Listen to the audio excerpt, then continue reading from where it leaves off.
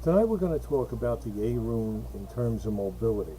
A lot of people don't realize what a transformative thing the horse was to human civilization.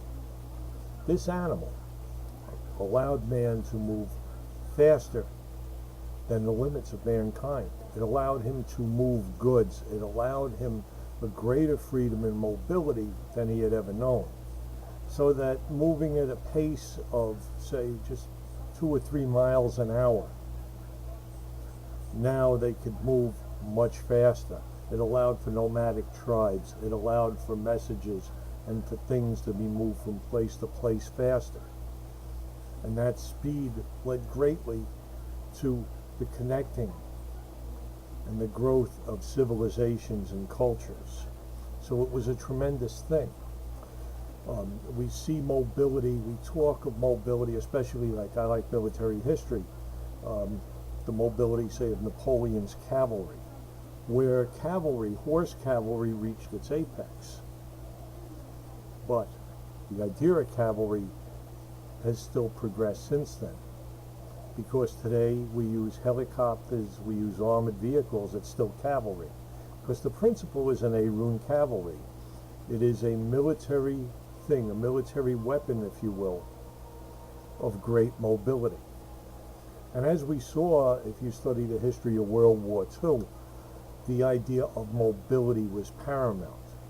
This is not the mobility of Rado, where you're a passenger carrying things in carts. Those would be the supply convoys that follow the army. But the army itself is the Rune, the man on the horse, the cavalry, the decisive arm that can move quickly, move at its own pace, take advantage and exploit to fight the enemy. The modern cavalry, of course, we saw how the tanks replaced cavalry in World War II. And in one of the ironies of it, the Polish army had great numbers of horse cavalry, and they were very vulnerable when they went up against the modern armored cavalry of the Wehrmacht and the other formations in the German army. So it's a fascinating thing, the passing of the old to the new. In fact, in the Indian Wars, cavalry generally were used just as a way to get mounted infantry somewhere. They were really mounted infantry. They got off their horses and fought as foot soldiers when fighting the Indians. Those fancy cavalry charges didn't happen all that often then. Too much firepower out there. And you know, in some times the Indians had better rifles than the army. That happened at Little Bighorn, a little bit of history you may not have known. But mobility is so important today too, the ability to move and get around. And we live in a world today which is very mobile. You may not know, they estimate that there may be 1 million people in the air in aircraft at any given moment of the day. That's how many people are flying. We're looking at mobility in terms of flight, and we don't often think mobility in terms of the computer, cell phones and stuff, mobility of information. And again, it's a different mobility than Rado. Rado is the passenger. Rado is riding the bus. A is driving the sports car, the Rune. As we mentioned with the military example, Rado are the troop transports, the deuce and a halves. Those are trucks for those who don't know. The supply ships and such, and the transport ships. A are the tanks, the reconnaissance vehicles, the armored cars. And in this day and age, A is also the helicopter. The air cav was something that started up, during my generation. It was a new thing with the Hueys, and it was just this great exercise of military mobility.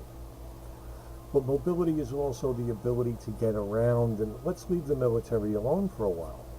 How well you get around. You ever think that there's a principle of travel where you're taking the reins, and even if you don't have a car, your ability to get from point A to point B, to manipulate and make use of public transportation and other things, so that you're picking the route and following your route and getting there.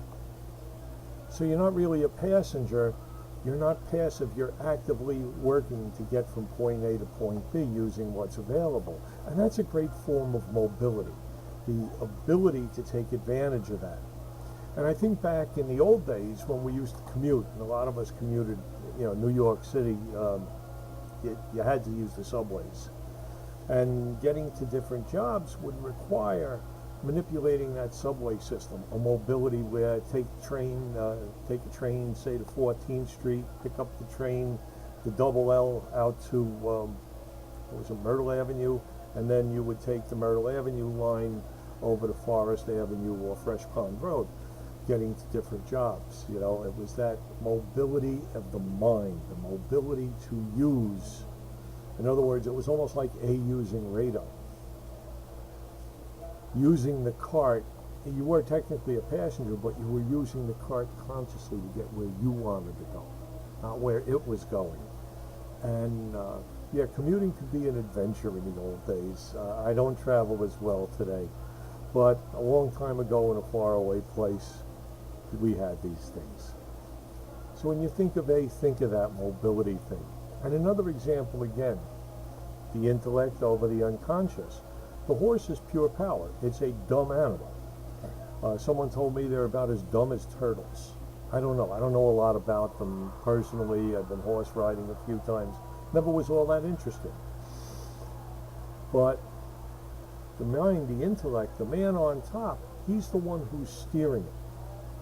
So the horse is sheer power and mobility that this man controls.